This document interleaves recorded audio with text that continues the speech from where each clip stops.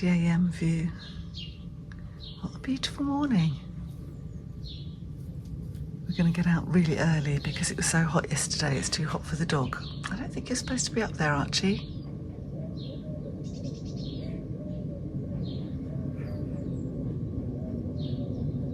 He can smell something out there. He's very, very interested. Right, do a bit of yoga and get out. Hi, I'm Shoestring Jay and welcome back to my channel where I talk about all things thrifty, frugal and money saving. Today I was thinking about budget-friendly ways to make your home more eco-friendly.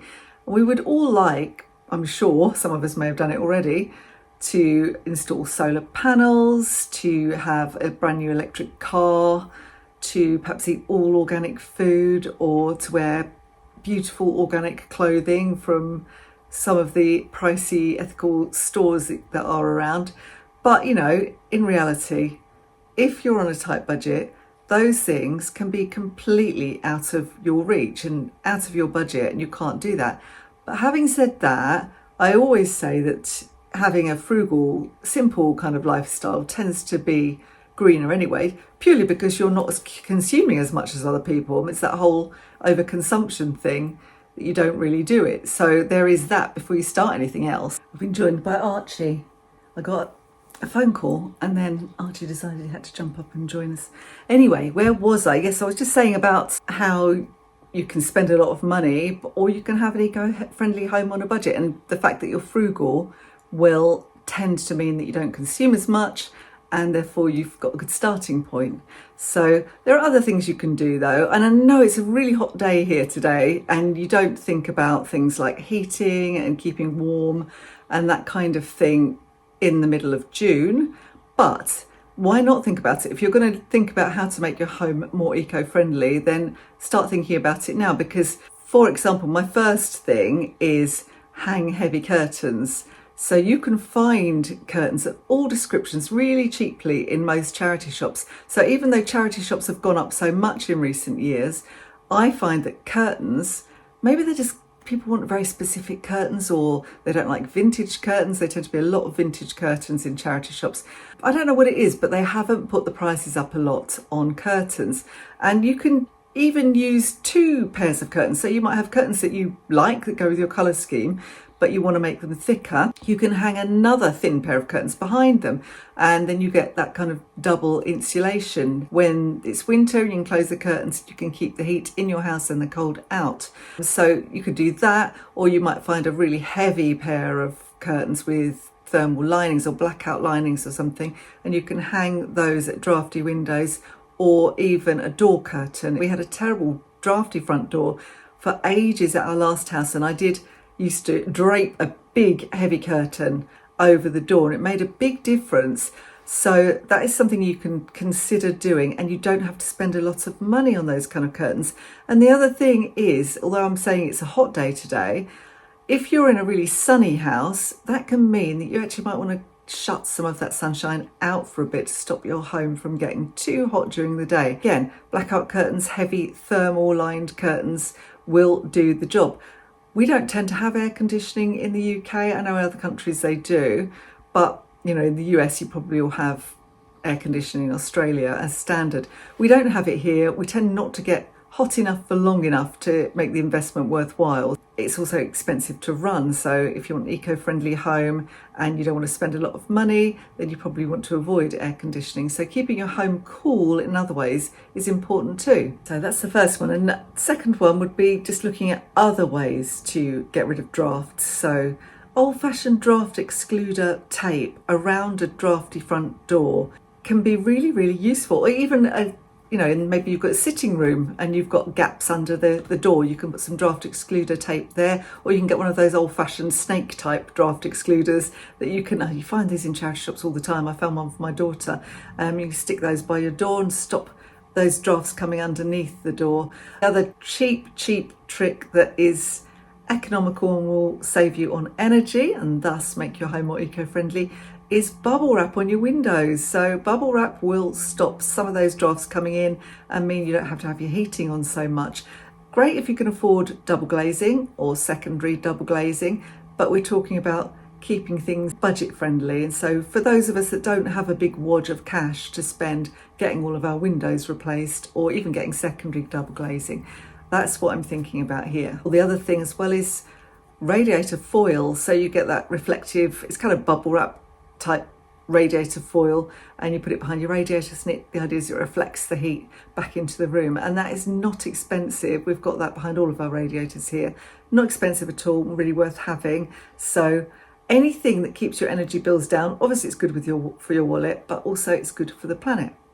And the other thing that can cost a bit but not too much is improving the insulation in your house. So you could perhaps start with the loft and do on loft insulation. We actually did a scheme with British Gas quite a number of years ago when we built our last house. We got it for free at the time. They had a special kind of deal for their customers, and we got free insulation. So we had the loft done and we had the wall cavities filled as well. So if you can find a scheme to allow you to get that done cheaply or for free, that's worth considering. I would look at gov.uk if you're in the UK, because they do have an insulation scheme. You can apply for it, and if your home is on a kind of the lower end, we have this kind of gauge.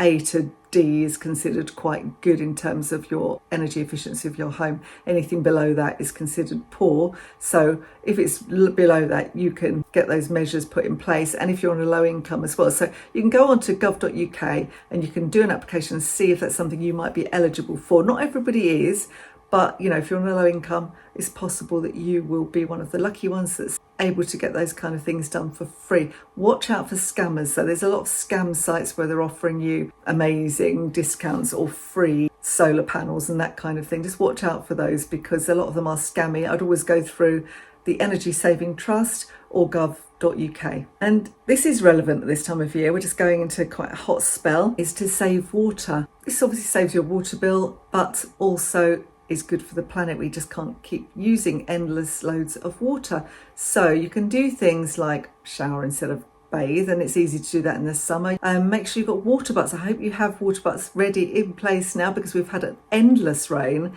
and even though we're going into a dry spell, our water butts, we've got 1.5, a small one outside, and they are completely full still. So using those to water all my pot plants in the evenings. Don't care about your grass. If your grass looks brown and a bit dead, it will recover. It always does. So don't waste money and waste water watering your lawn. I know it doesn't look great, but we're talking about being eco-friendly, and you're saving money as well. You could consider as well, when you do plant a garden, is doing a bit of research and planting things that thrive in dry conditions. Not far from us, we have Beth Chatto's garden place, and she was a renowned gardener, but because we're quite a dry area, she has in her gardens, you can go and visit them, they're near Colchester in Essex, you can go visit them.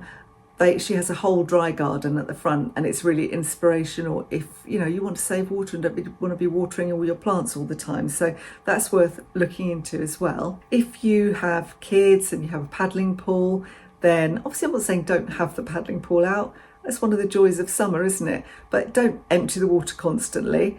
And if you do empty the water, then you can do things like water your plants. Get the kids out there with little mini watering cans and get them watering the garden. And the other thing you can do to save water is to replace the shower head. You can get an actual water saving shower head. So again, just do a little research to see if you can pick one of those up reasonably cheaply.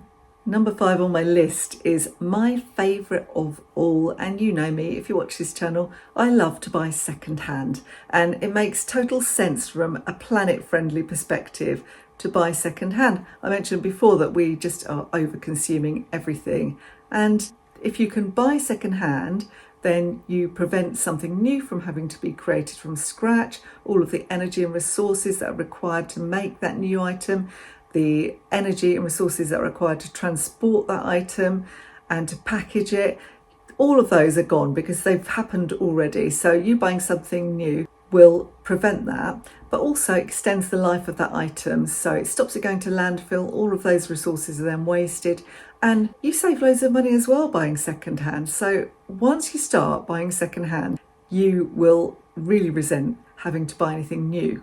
Certainly that's the case with me. I think I try so hard to buy everything secondhand, and 95% of the time I find I can do that. So most of our furniture is secondhand, our curtains. I did buy a new rug. I did look for a secondhand rug, couldn't find one, so I ended up buying a new rug, but that will last many years. I'm not saying never buy new, but make buying secondhand your default position, particularly with fixtures and fittings for your home. So number 6 is to avoid single-use plastic or any kind of plastic where you can, and reuse the plastic when it does come into your home wherever you possibly can. So an example of this might be to collect up all your old margarine containers with lids, or your big yogurt containers, and use those to store leftovers, or to make soup and put your soup in the freezer, that kind of thing. You can reuse the plastic bags that come in cereal boxes, or if you buy fruit and vegetables and it comes in a plastic bag, you can snip it off at the top and just reuse that plastic bag for whatever. You can cover up food with it, that kind of thing. Things that maybe you would use cling film for, you can reuse that plastic for instead. If you have a food waste caddy, you could line it with newspaper. So you're reusing the newspaper, you're finding a new purpose for it. It can go in the compost bin when you empty it.